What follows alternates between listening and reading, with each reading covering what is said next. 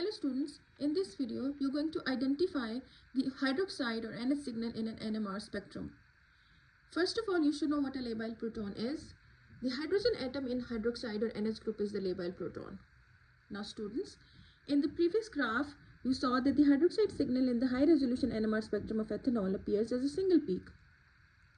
So the peak is not split by the hydrogen atom on the neighboring CH2 group. The reason for this is the hydroxide proton exchanges very rapidly with the protons of acid or water present, as you can see in this equation. The ethanol, the proton ethanol, it is replaced by the proton of water, as you can see with the green and red marker.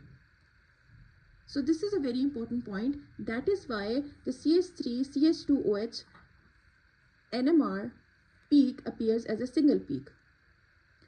Now students, the exchange takes place so rapidly that the signal for the hydroxide protons becomes a single peak.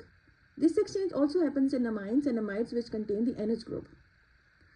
Now chemical shift ranges of NH and OH overlap with chemical shifts of other types of protons.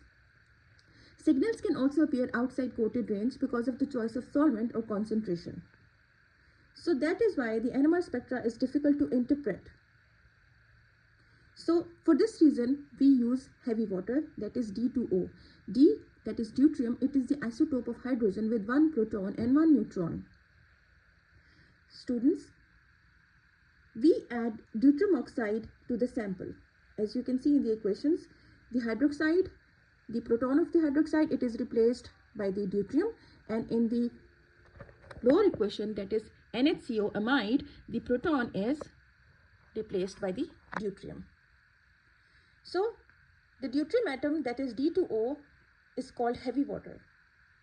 So what happens is when we add this to the sample, it do not absorb in the same region of the electromagnetic spectrum as proton.